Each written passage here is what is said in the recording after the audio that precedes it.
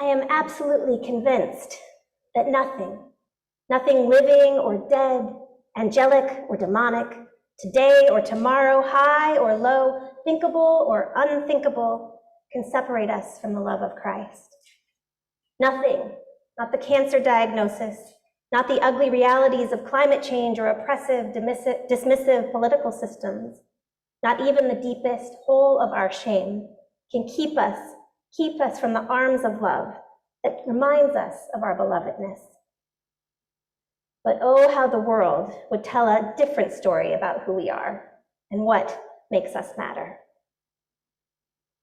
On the road between my house, a bit to the north of Vancouver, and my parents' house in the south of Vancouver, was for a long, long time a stretch of rural bliss, of fields and barns and one big, majestic tree. The tree sat right in the middle of the field, used just for hay. And when my kids were young and full of imagination and love for the beauty of this earth, they would call out every time we passed this tree, "Hello, friend tree. We love you, friend tree." But over time, the relentless press of a capitalist necessity for growth has marched forward. It has knocked down the barns and replaced them with strip malls. An Amazon warehouse is receiving its finishing touches in one of the fields. But one of my children tells me, by some magic or grace that I do not understand but deeply appreciate, friend tree is protected. So there it stands, majestically ruling over a small green space between giant cement boxes. It offers a place of beauty and peace, and I think grace, in the midst of the fervor toward consumption, money, and progress. It reminds me as I pass it, and those who work near it, of hope, of a truth that nothing, not our greed, not the pressure to grow and expand, not even economic systems that we find alarming or oppressive, can separate us from the love of Christ. And that it will stand vigil, a tall, green, majestic tree amidst the cement gray. The kingdom of heaven is like a majestic tree. Today's gospel offers us 5 rich parables and ends with one intriguing simile to help us try to wrap our minds around some of the truths of this kingdom of love. And oh, how I wish we had time to get into them all this morning.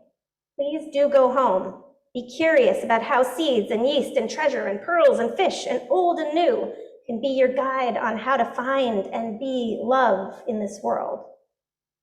But for just now, let's focus on this first parable.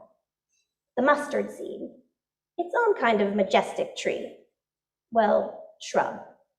Well, weed.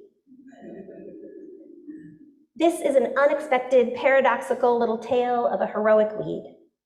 This tiny little mustard seed should never be planted intentionally in a field. It is hardy and spreads easily, taking over patches for productive food growth. It sprouts up tall and shades plants that need sun to grow. It invites in pesky birds who may eat some of the fruits of the crop. It has an invasive quality, spreading its roots underground and sending up shoots in other places in the field. It is the definition of the weeds the farmer, just sentences ago in last week's parable, wanted to eradicate. But here, and I love this weed is a doorway into the understanding of the kingdom of heaven. It is a picture of welcome, of mercy, of love.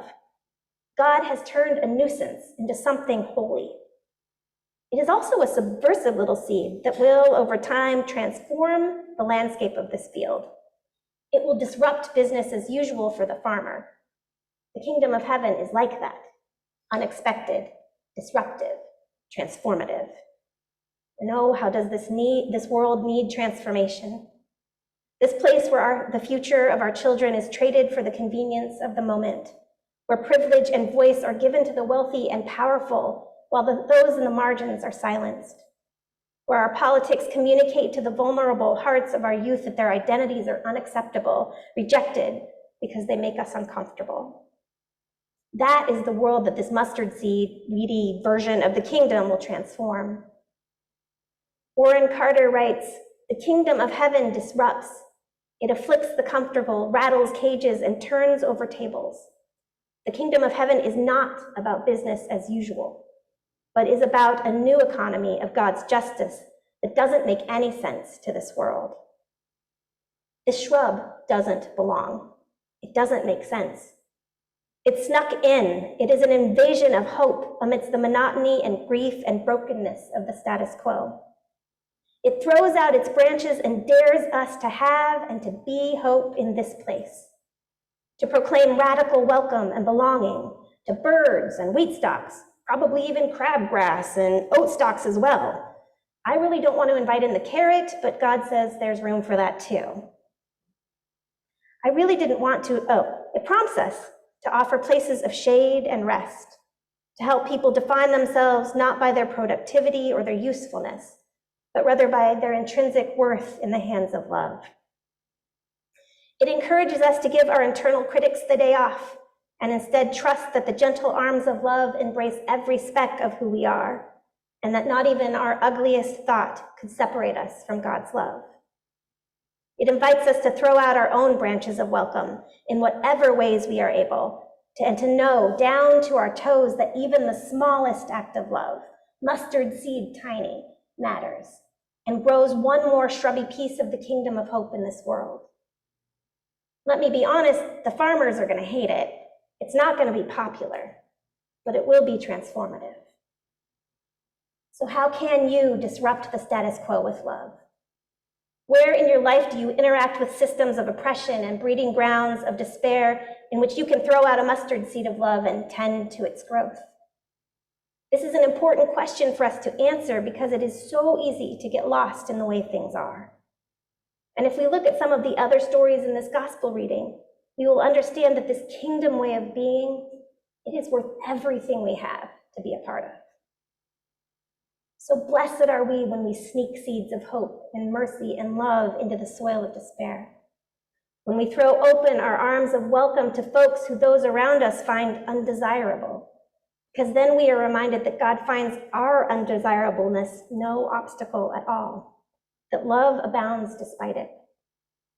Blessed are we when we face hierarchical structures that seem to do more harm than good, people who do not understand or accept us, or when we come face to face with our deepest brokenness, because this is where there is sure to be a mustard shrub, or majestic tree, or weed, reminding us that nothing, neither life nor death, neither angel nor demon, neither yesterday, today, or tomorrow, nothing